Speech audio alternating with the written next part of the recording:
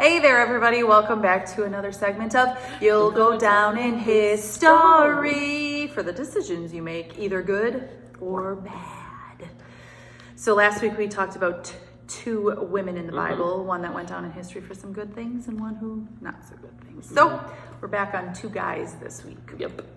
One is a very, very, very big guy that we're going to talk about that did not make so many good choices in life and goes down in history for something. Wah, wah. But then we also, on the flip side, talk about another brave person who was faithful to God and God was faithful to him, and he triumphs in the end and saves the day. Yay. So bad guy first. Big, old, mean Goliath. Everybody knows the story, right? David and Goliath. David's a little shepherd boy. Dad sends him out to go give lunch to his brothers to check on how they're doing because they're fighting the Philistines and Goliath, and they're just not winning because they have this big giant. I mean, when you look at like the different sizes, and I think I'll include that on here, like the different sizes of how these people look. I mean, you've got like Goliath being like a 4-year-old size, and Goliath being like a Giannis. I mean, even taller probably than Giannis. Like, it's remarkable when you look at the huge difference that they have of height and size and just intimidation factor. And Goliath used that to his advantage. He had no problem standing in front of the army of people and taunting them and being arrogant to them. And he even starts out by saying, like, well, sure, if you can defeat me, we'll become your slaves. Because he doesn't even think that it's remotely possible that anybody in the army could possibly come close to defeating him, much less a little shepherd boy. Itty bitty little David,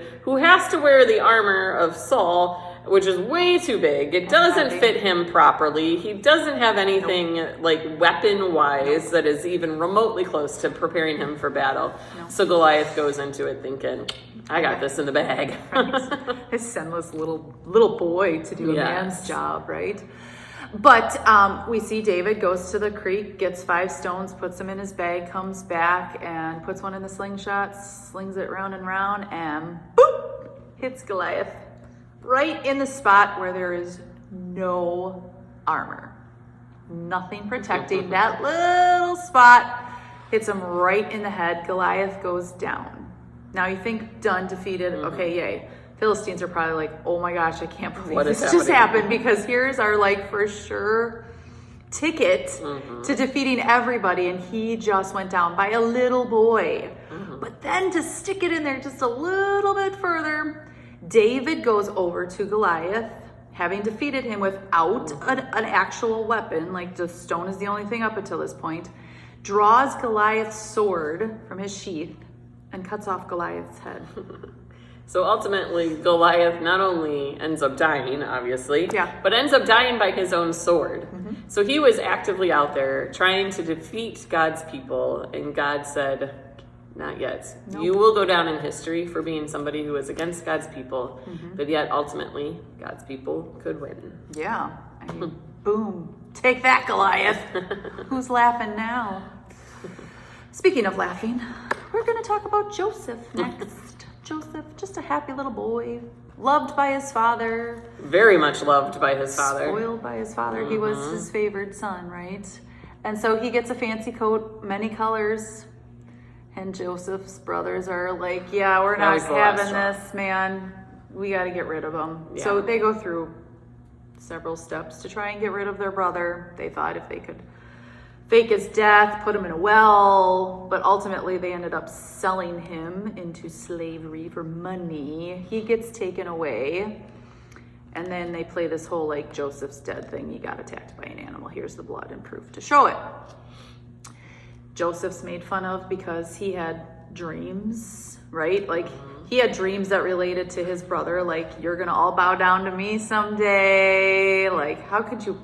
Can you imagine being told that? Like, you're going to be... Takes sibling rivalry to a whole new level. Just absolutely horrible. So, anyways, King ends up with some dreams. They hear about Joseph. Joseph's called up to interpret those dreams, and he tells them exactly what's going to happen, and it did. So it came true. So now Joseph becomes the number one man, right? He's the number one helper. And so they can plan for famine when famine is going to come and all of those things. So he saves God's people. Well, then guess what? The brothers who picked on him and made fun of him and sold him and got rid of him and lied to their dad about it come absolutely starving because there is no food for them to eat. And what happens? Joseph saves the day. Oh, funny how you're going to bow down to me someday came true.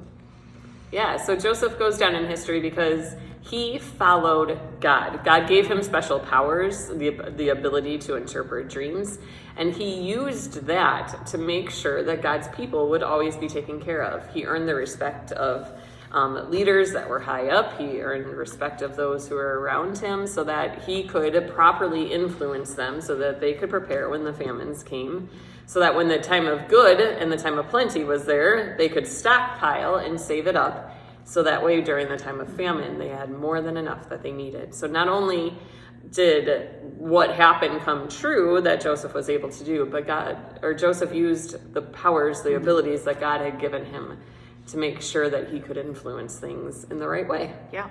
Joseph also practiced forgiveness and love because he clearly had compassion for his family when they came. I don't know if I would have been so nice to my siblings to be like, first. But he had forgiveness and love and compassion on his family as well because he obviously was able to feed them and take care of the dad and let them know that he was still alive. Ready to help. So yes, Goliath, not so good choices. But Joseph, who is a faithful follower of God, not only helped his family, but he ultimately saved God's people, but then also showed that God was in control, is in control, and it'd be best to follow him. All right, so join us next week as we take a look at, now we're back to 2 females that will go down in history for either a good thing or a not so good thing. See you then.